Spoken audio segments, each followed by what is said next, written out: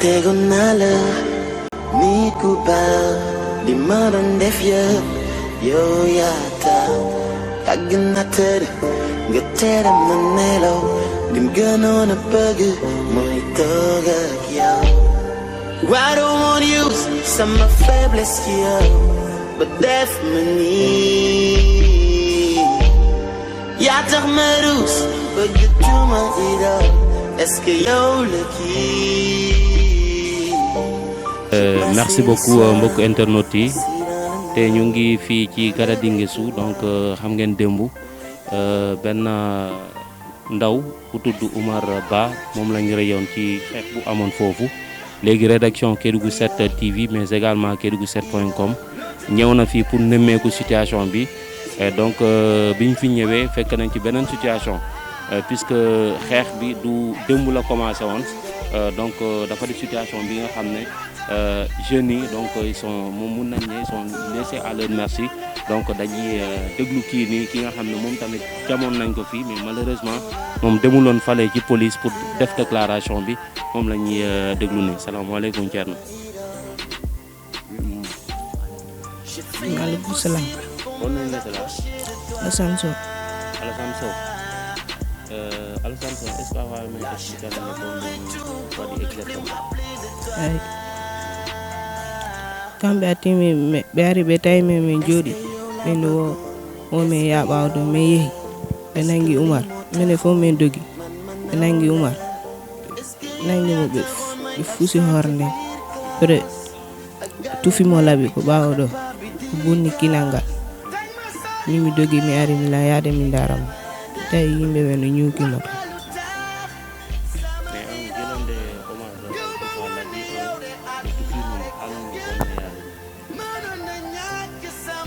min ati kamɓe attilan tufude laaɓi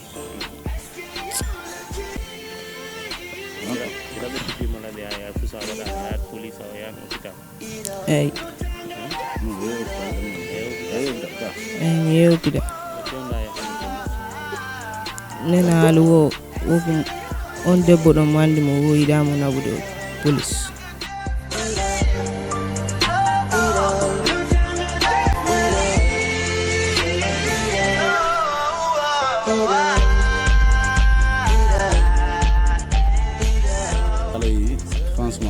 xale bi sama turandoo la te sama rak moo ko jur tamit sama doom la tamit mais xale bi xam nga rek xale yi yaayam amul lu ko waxut mais maanaam xale bi waruñu woon daje ñaari xale ay moromam daal di ko soto di ko dóor di ko jam ay paak kooku ci soxraay la bokk sinon mënoon nañ ko dóor rek ñu bàyyi ko ndax xale la mais ñu maanaam ñu jël xale bi encore di ko dóor ba pare di ko dóor ay xeer ay bant ñu jëlaat paaka encore ñu bonaat ko kooku ci criminel la crime la waaw noonu la ñu reyee sama doom ci te affaire bi moom man moom du ma ko bàyyi noonu te yombut si man wax dëgg yàlla ma comme ginnaaw nag policiers yi ñëw nañ ñu ngi def seen liggéey maa ngi seen ginnaaw maa ngi déglu policiers yi ba ñu xool la xam maa ngi leen déglu toujours nee nañ mën a xaar ba lundi koor bi ñu ngi foofu ñu ngi ko téye ñoom laa déglu maa ngi seen ginnaaw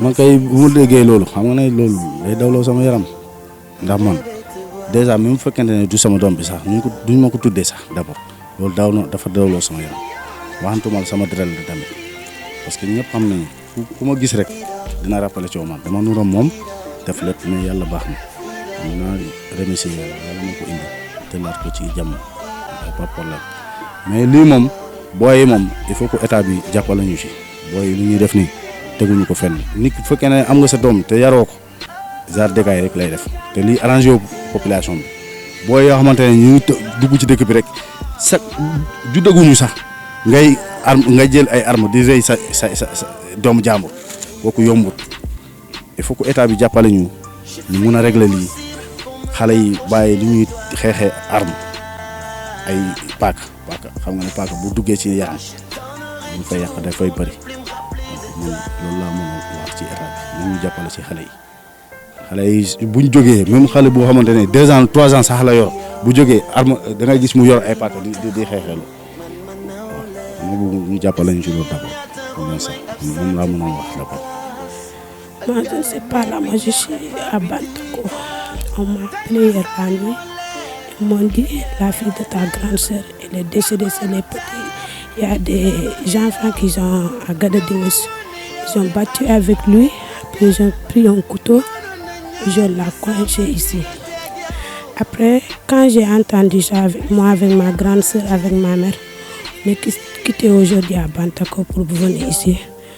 Mais, tu sais, les enfants là, je peux dire les policiers là, pour les arrêter parce que qu'est-ce qu'ils sont en train de faire là, ça c'est pas bon.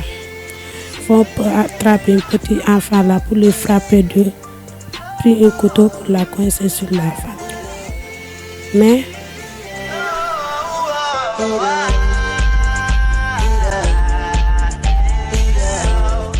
Assalamu alaikum wa rahmatullahi ta'ala wa barakatuh. Ce que je peux dire, inna lillahi wa inna ilayhi raji'un. C'est des cohabitants, je suis le délégué du marché.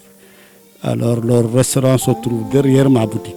Depuis que j'ai entendu la nouvelle là, vraiment, ça m'a dépassé.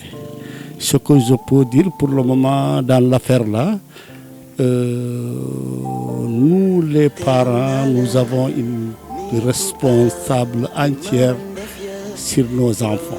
Premièrement, d'abord, on doit éduquer nos enfants et on doit les mettre sur le bon chemin de l'éducation, de un. Parce qu'il y a beaucoup de crimes, il y a beaucoup d'agressions, tout ça vraiment à l'époque, avec nos anciens parents, ça n'existait pas. Les choses de ce genre, depuis 36 ans, je suis à Kédougou n'a jamais connu des actes de ce genre. Donc je suis venu présenter les condoléances auprès de la famille du meurtre. J'ai appris la nouvelle depuis 6 heures du matin.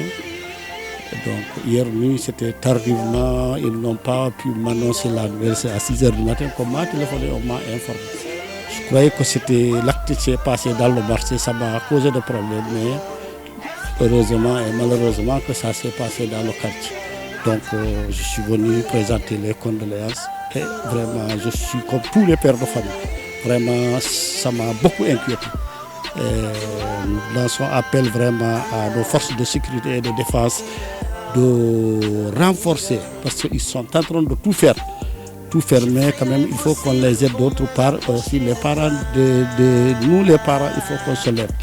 Quand tu vois un enfant qui est vraiment, donc tu ne connais pas le comportement, il faut agir rapidement. Voilà ce que je peux dire vraiment. Je présente les condoléances à toute la population de Kédougou, le maire et les parents de la victime.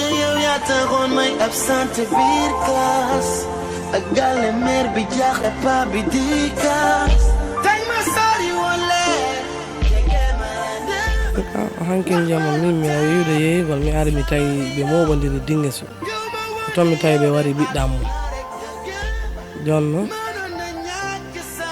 ala ko ade wawi haalde e dal wata ɓe haalande ko ɓe wallito men tun eɓe sukaɓe wonɓe wadde dégaji Kédougou ɗo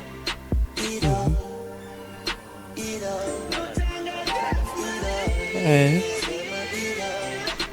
waɗu golle maɓɓe ɗen